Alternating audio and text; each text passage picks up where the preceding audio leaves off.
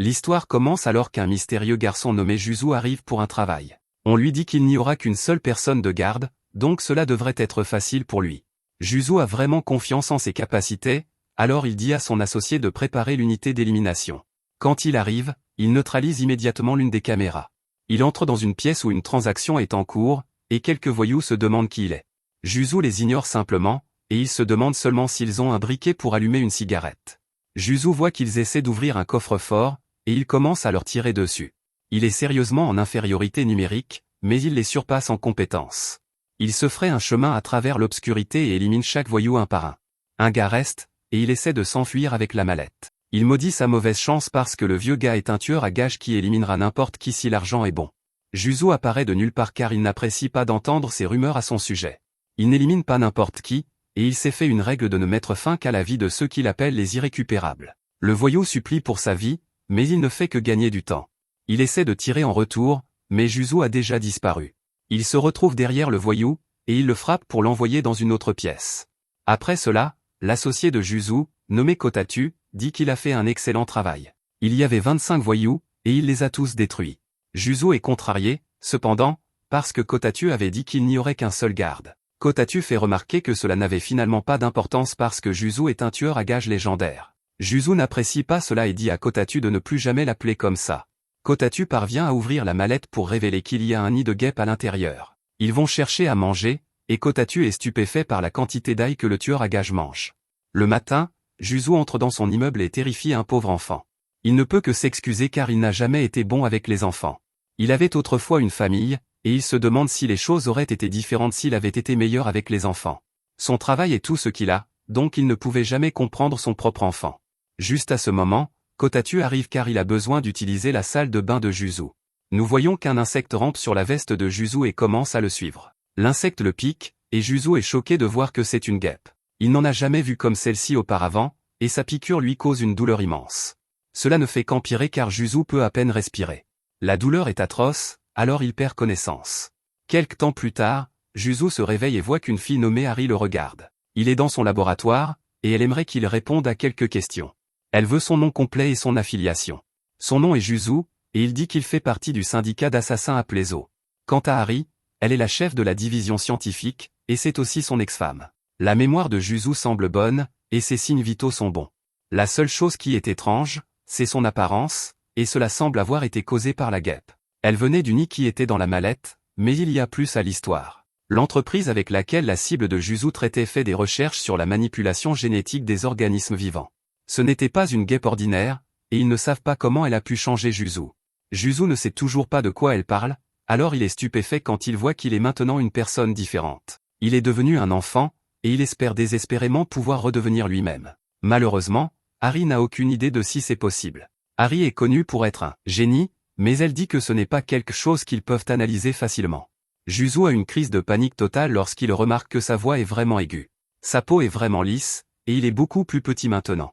Harry explique qu'il n'y a pas grand-chose à faire à part le surveiller. Pour empirer les choses, cela signifie aussi que Juzu devra faire une pause dans son travail. Il dit que ce ne sera pas possible car il a un prêt hypothécaire, des paiements de voiture et une pension alimentaire à payer. Juste à ce moment, Juzu reçoit un appel de son patron.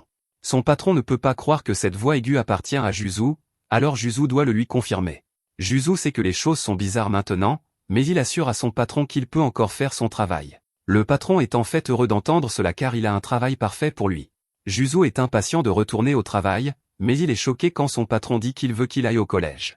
Il explique qu'il pense inscrire sa fille dans une certaine école privée de niveau intermédiaire l'année prochaine. C'est pourquoi il veut que Juzu s'infiltre dans l'école et l'enquête de l'intérieur. Juzu est furieux car il a l'impression de s'être fait avoir. Son patron a fait semblant que c'était un vrai travail, mais il veut juste qu'il enquête sur une école pour sa fille. Harry pense que c'est une bonne idée parce que Juzu a abandonné ses études avant d'atteindre le collège. Le patron rappelle à Juzu qu'il sera payé pour ce travail comme d'habitude, et cela déclenche quelque chose chez notre héros. Peu de temps après, Kotatu est impressionné alors que Juzu se prépare pour l'école. Juzu se demande pourquoi il doit porter des lunettes, alors Kotatu explique ce qu'elles sont. Les lunettes ont un écouteur, et elles ont aussi une caméra intégrée. Kotatu rappelle à Juzu qu'il est toujours un vieil homme ringard à l'intérieur, donc il va le soutenir. Pendant que Juzu se prépare, il pense à quel point c'est un désastre absolu. Il est vraiment mauvais avec les enfants, et maintenant il doit aller au collège. Juzu ne peut pas refuser un travail payant, alors il va à l'école. Le premier jour de cours, le professeur de Juzu demande à tout le monde de se présenter. Un enfant dit qu'il veut rejoindre l'équipe de basket et faire de son mieux, quelques filles jasent, et elles disent que ce garçon est plutôt cool. C'est au tour de Juzu, donc il se présente maladroitement. Pendant que les élèves le regardent fixement, Juzu dit qu'il est heureux de les rencontrer tous. Les choses deviennent encore plus gênantes alors qu'il reste là et dit simplement que c'est tout. Il obtient immédiatement une réputation d'être morose, et Kotaku le gronde pour sa présentation terrible. Se fondre dans la classe fait partie du travail de Juzu, alors Kotaku lui dit de faire mieux. Juzu retourne devant la classe et pense à ses loisirs. Rien ne lui vient à l'esprit, alors il décide d'opter plutôt pour une compétence particulière. Juzu ne sait toujours pas quoi dire, et il se demande si le tir de précision compterait comme une bonne réponse. Cela surprend toute la classe, et il se demande s'il est une sorte d'edgelord. Kotaku dit que c'était une réponse terrible, alors Juzu dit qu'il parlait des répliques d'Airsoft. Il aime l'Airsoft et jouer à des jeux de survie. C'est une meilleure réponse, mais certains élèves pensent toujours qu'il est vraiment morose. Un moment plus tard, la journée d'école est enfin terminée. Juzu dit que si le premier jour était comme ça, il n'a pas hâte de ce qui l'attend. Des filles le bousculent, et elle s'excuse en l'appelant « garçon otaku ». Kotaku dit qu'il peut les éliminer s'il veut, mais Juzu dit que ça va. Quand il rentre chez lui, Kotaku révèle qu'il a préparé le dîner pour Juzu. Juzu se demande pourquoi il cuisine dans sa maison, mais il oublie vite quand il réalise à quel point la nourriture est bonne. Kotaku explique que s'il ne préparait rien, Juzu mangerait probablement juste beaucoup d'ail. Un collégien qui pue l'ail va être ostracisé en un rien de temps. La présentation de Juzu était déjà assez mauvaise, donc il ne peut pas continuer à faire des erreurs. Il doit garder son identité cachée, et il doit s'assurer de ne causer aucun problème qui pourrait le faire expulser. L'essentiel est que s'il ne peut pas aller à l'école, alors il ne sera pas payé. Le lendemain, Juzu retourne en classe, mais il ne peut penser qu'à comment étaient les choses quand il était enfant. Il a été recueilli par l'organisation, et on l'a immédiatement mis à l'entraînement. Puis il a été jeté directement sur le terrain pour qu'il puisse commencer à travailler. Il a maintenant 39 ans, et il a tout vécu. Il a été marié et a même une fille. À ce stade de sa vie, étudier ne lui semble pas si grave. Juste à ce moment, quelque chose se déclenche en Juzu alors qu'il découvre ce qu'est vraiment étudier. Il est incroyablement inspiré pour une raison quelconque, et il commence à prendre des notes. Juzu est rempli d'admiration alors qu'il commence à apprendre toutes sortes de nouvelles choses sur les mathématiques. Il n'a jamais pensé au nombre de cette façon, et il ne peut pas croire qu'il y a tout un monde de nombres négatifs. Juzu se perd complètement et prend des notes comme un fou. Le cours finit par se terminer, et Juzu se retrouve en larmes. Il n'a jamais pu vivre ça quand il était plus jeune, et ce n'est que maintenant qu'il réalise qu'étudier est amusant. Mathématiques, sciences, études sociales, et même les arts du langage, Juzu aime tout cela. Apprendre des choses qu'il ne connaissait jamais auparavant et les comprendre à un niveau plus profond. Juzu ne peut pas comprendre ce nouveau sentiment, et il se demande si c'est le contre-coup du fait de n'avoir jamais réfléchi avant. Il évitait d'utiliser son cerveau pour pouvoir baisser la tête et faire son travail. Chaque petite chose qu'on lui enseigne maintenant le frappe plus fort qu'un verre de whisky après un travail bien fait. Cette nuit-là, Kotaku est horrifié, et il se demande si quelque chose ne va pas quand il trouve Juzu dans sa chambre. Juzu est en train d'étudier, mais il dit que c'est un vrai problème. Les cours du collège sont tellement amusants pour lui que c'est accablant. Kotaku ne peut pas comprendre quel est le problème, alors Juzu doit expliquer. Il a fini sa révision et ses devoirs en un rien de temps, mais il ne s'est pas arrêté là. Il a continué et a commencé à faire le travail préparatoire de demain. Kotaku aide de la seule façon qu'il connaît, en cuisinant un autre repas extravagant.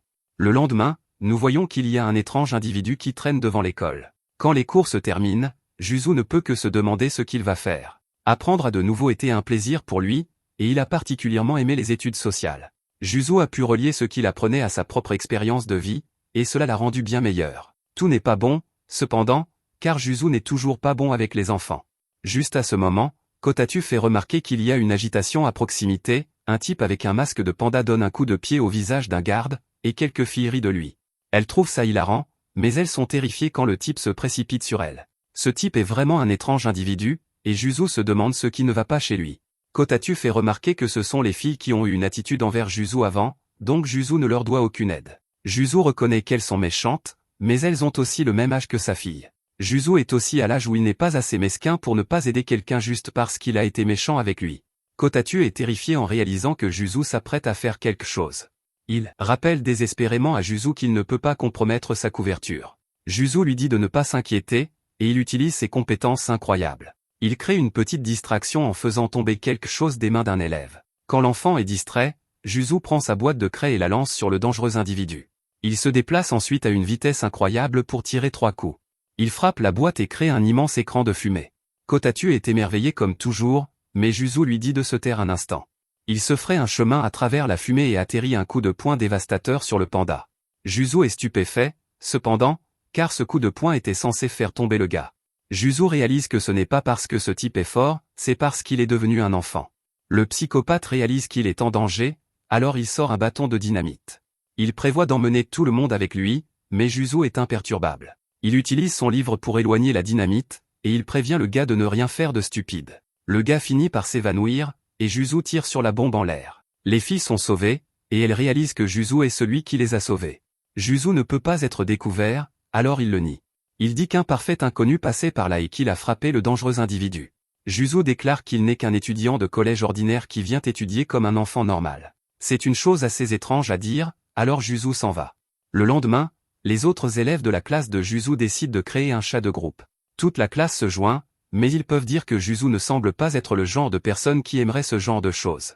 Juzo pense qu'ils ont raison, et il espère qu'ils l'ignorent tout simplement. Juste à ce moment, les filles d'avant disent qu'elles devraient l'inviter. Elles ne sont pas vraiment sûres, mais quelque chose leur dit qu'elles devraient remercier Juzo pour l'autre jour. Juzo se moque de tout cela, et il dit qu'elles peuvent l'ajouter si elles veulent. Cette nuit-là, Juzo commence à regretter sa décision. Le chat de groupe va extrêmement vite, et il n'y a aucun moyen qu'il puisse suivre ce qu'ils disent. Les notifications n'arrêtent pas de venir, et il ne sait pas comment les arrêter. Juzo implore grâce, et il détermine que le collège est brutal. Plus tard, Juzo pense à quel point il se sent bien mieux qu'après avoir terminé un de ses anciens travaux. Les choses ne sont pas si mal, alors il va continuer encore un moment. Un peu plus tard, Harry l'appelle au sujet de la guêpe. Cette chose n'existe pas dans la nature, et elle a été créée artificiellement. L'entreprise qu'il a créée s'appelle Matsuka Pharmaceuticals, et elle a grandi rapidement au cours des 10 dernières années. Elle est devenue la deuxième plus grande entreprise de tout le pays. Pour rendre les choses encore plus compliquées, la fille du président de l'entreprise est dans la classe de Juzo. Elle s'appelle Norin, et Harry a une suggestion, si Juzo peut entrer en contact avec elle, il pourrait peut-être obtenir des informations utiles. Merci d'avoir regardé mon récapitulatif. Assurez-vous d'aimer la vidéo.